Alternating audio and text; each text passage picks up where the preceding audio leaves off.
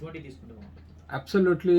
మనం సర్జరీ చేసిన తర్వాత అని కాకుండా ప్రాపర్ న్యూట్రిషన్ అంటే మనకు బోన్స్లలో ఎక్కువగా బలోపేతం చేసేది vitamin D, calcium, minerals. So అబ్సల్యూట్గా విటమిన్ డి సూర్యరశ్మి ద్వారా మనకు వస్తుంది. కొంత మేరకు మనకు సప్లిమెంట్ ఫుడ్స్ ఉంటుంది.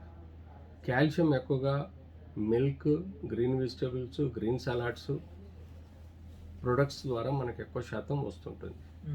ప్రోటీన్స్ ఏదైతే మజిల్స్ పవర్కి కానీ బోన్ పవర్కి కావాలో అది మనకు కార్బోహైడ్రేట్ ప్రోటీన్ ద్వారా ఎక్కువగా వస్తుంది. తీసుకునే ప్రోటీన్ ఫుడ్ మనకు సగమగ్రంగా ఉండాలి.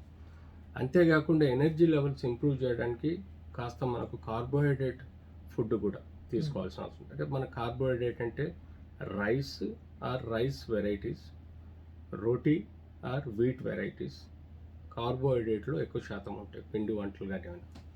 అదే మనం ప్రోటీన్ ఫుడ్ అంటే తీసుకునే పల్సెస్లో కానీ ఆర్ వెజిటేబుల్స్ కర్రీస్లో కానీ లేకపోతే తీసుకునే మాంసకృతులు కానీ వాటిలో ఎక్కువగా ఉంటుంది. మినరల్స్ ప్లస్ ఈ ఆయిల్స్ ఏవైతే ఉంటాయో అవి మనకి ఎక్కువగా ఫిష్లో ఎక్కువగా ఉంటుంది. ఇవన్నీ డెఫినెట్లీ వాడితేనే సమగ్రంగా మనకు బ్యాలెన్స్డ్ డైట్ తీసుకోవటం వల్ల బోన్ స్ట్రెంగ్త్ ఉంటుంది. తీసుకోవాల్సిన వాటర్ కంటెంట్ కూడా మనకు కావాల్సినంత మినరల్స్ ఇస్తుంది.